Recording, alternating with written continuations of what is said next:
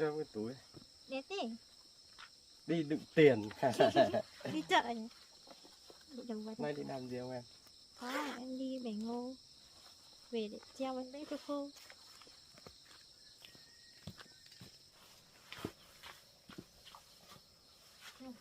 Hôm nay ướt lắm, em phải đi ủng vào thôi. Ướt không? Chắc là sương sáng ướt đấy. Chắc không? Đấy, không gãy rồi. Để chọn được.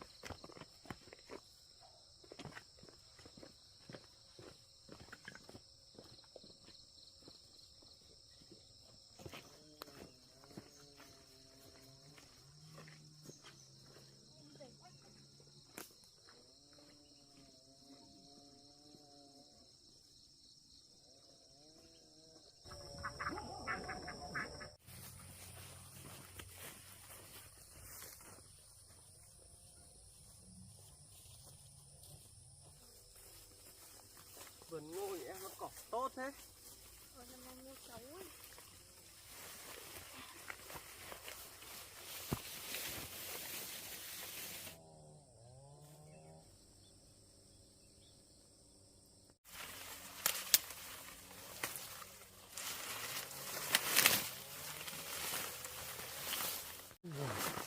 Nhiều cỏ quá.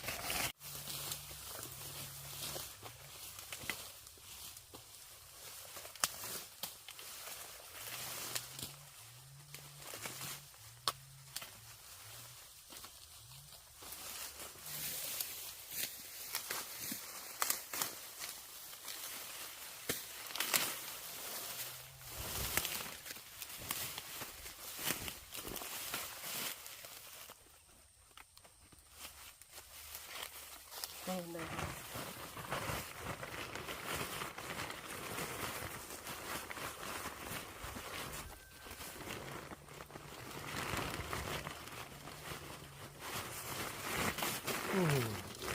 Mới hả?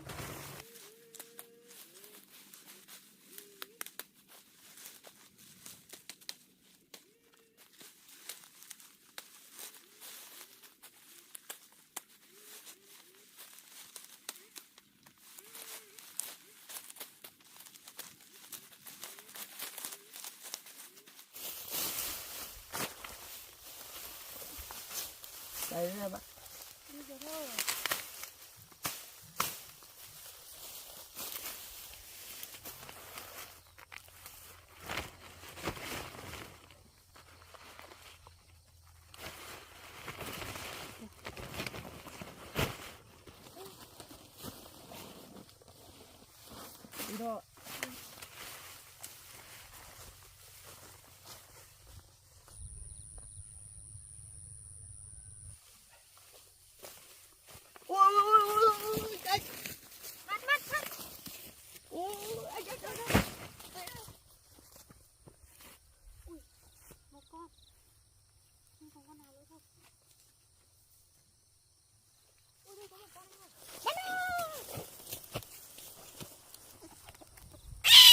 Úi dồi.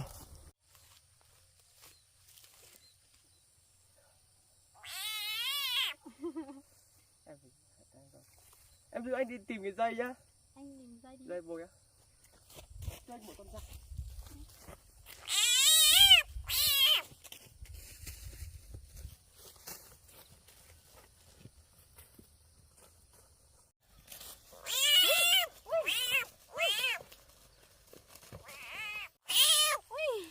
Một con nữa. Nhiều quá. Ui, anh ơi, nhanh nhanh. 3 con liền.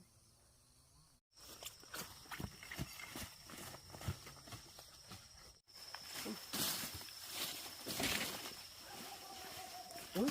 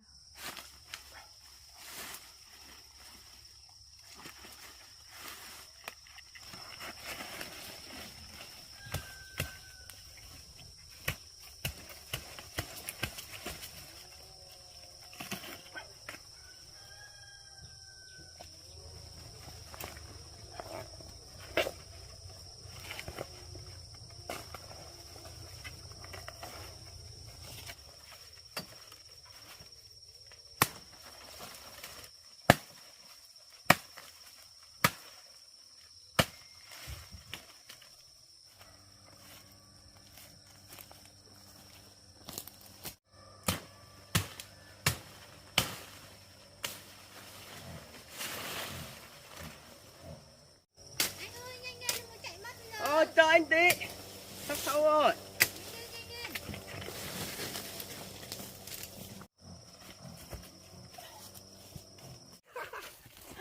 Được chưa? Anh đi đâu đây? Đây anh Cái thấy gì đấy? cái cây cọ. Chờ anh mãi.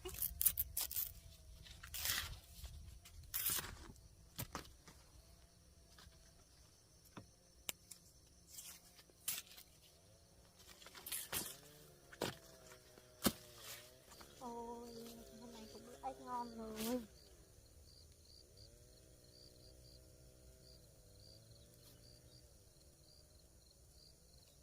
Ha, con này bụng chào tối.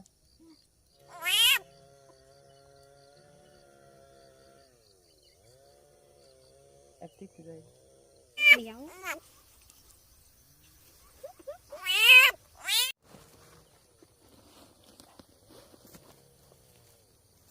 Ôi.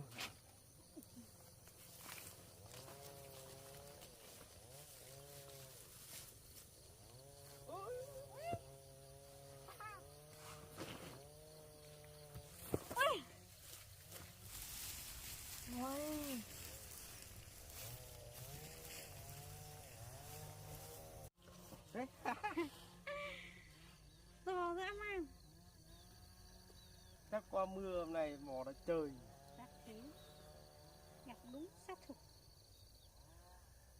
Đặt nè. Một con đây.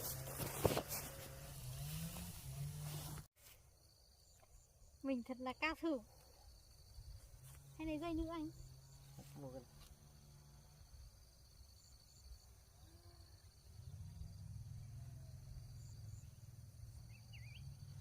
Ui nặng. Cân nhá. Chắc được rồi đấy.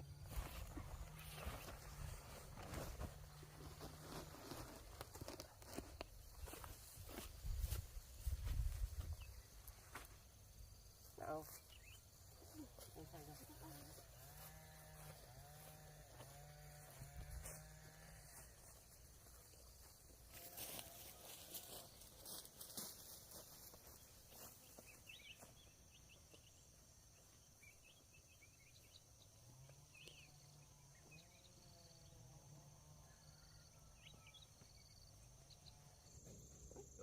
có nhá. Xem lại bắt được vài con nữa.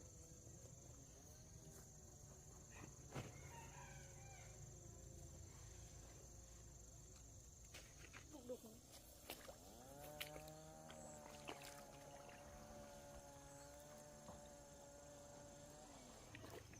Đây rồi. Mày chết. Chạy đi đâu cho thoát.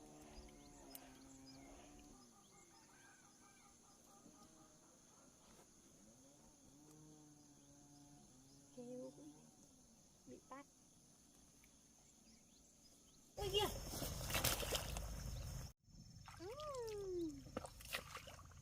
Chết. Một con ấy béo.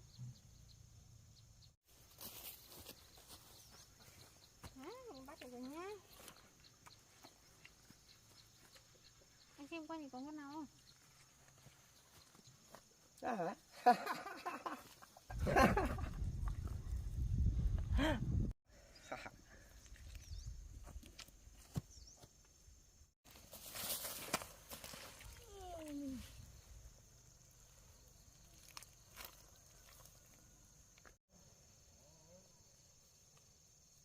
Hôm nay được nhiều ếch thật.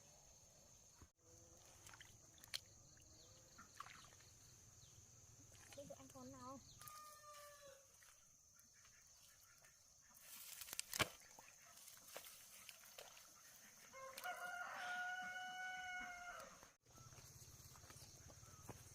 Đấy rồi. Nhiều ếch. Ấy. Ui. Ý tội quá.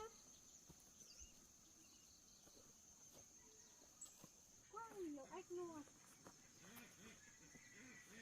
Anh cầm nó bốn hết.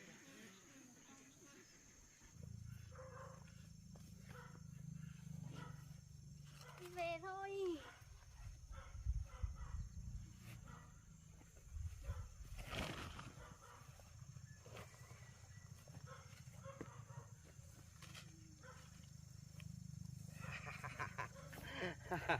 Anh về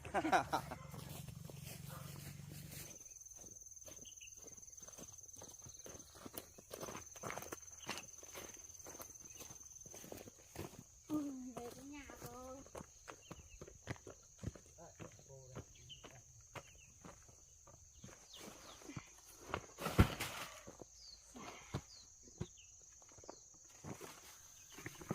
Ôi giời.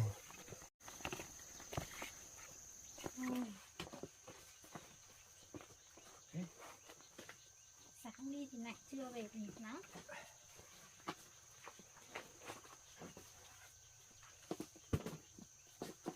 Ôi giời.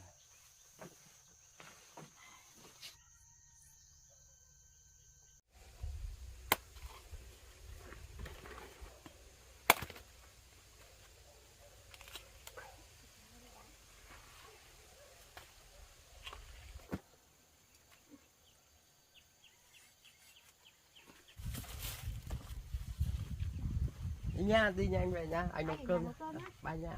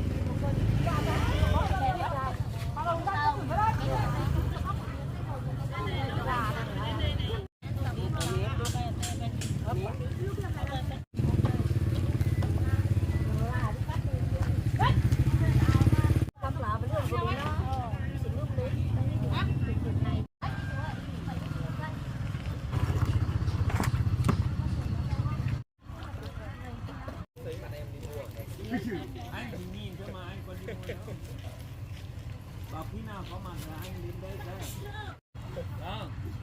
Để ngồi đi ngồi lại một năm không thấy mặt anh nữa, ngồi thủng bao nhiêu tờ đấy. Em bảo ra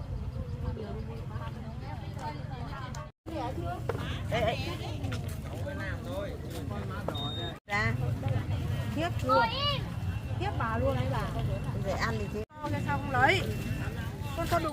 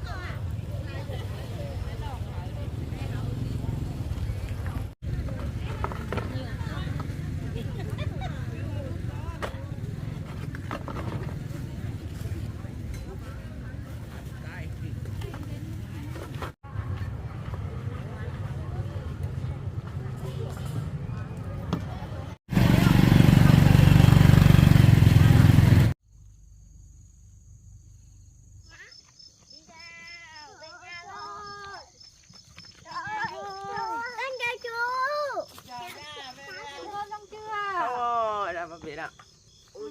Ôi trời ơi, thì về quả mà Ăn ngon nha. Cái gì vậy? bàn đấy. Không chiến nhiều thế. Hôm nay này chả được ăn món gì.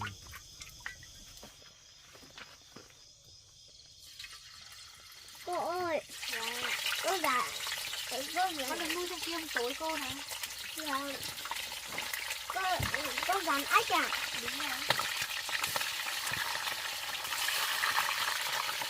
Dán cho anh.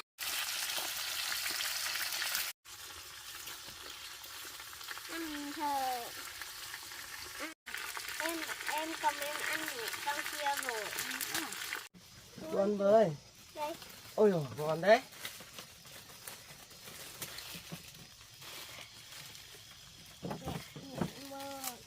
Mơ. Loại mùa à? Chị em.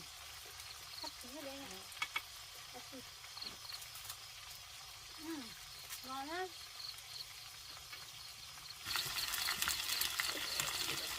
Đúng rồi, ăn cơm rồi. Ếch thơm ngon.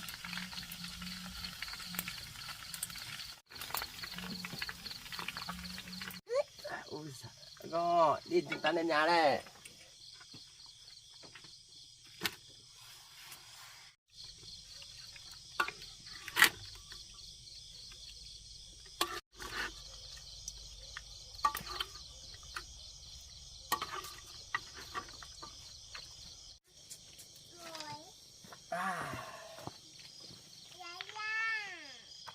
Cơm đi, thịt ếch đây. Phải ăn 10 phút đâu rồi. Trứng cút kia.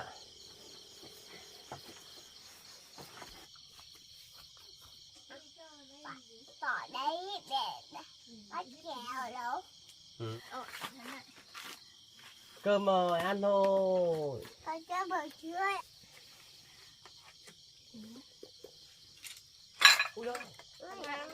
Này. Dạ. Thịt à? Không thịt đâu. Trứng vỡ. Thà vợ. Để báo cho, không ăn cái này. Được. Ngon quá.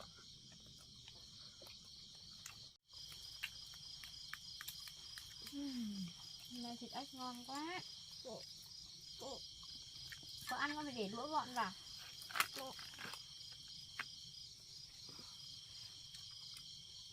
Có để một tí nữa các ngoại ăn được.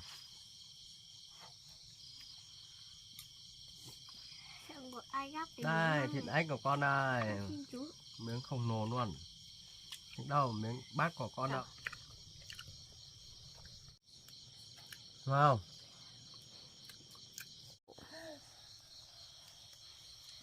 Ôi, đây này, để bạn này nha. Rồi hôm nay cô thấy một con ếch to vồ thế này, bụp một cái bùn bắn hết lên mặt luôn. Bẩn ơi là bẩn. Để bạn này cho.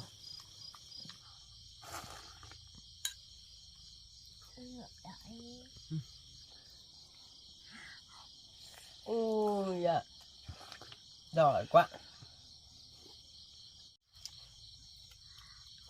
Ôi giỏi quá, em giỏi quá. Giỏi quá. Giỏi quá. Giỏi quá. Ôi giời. Ngon.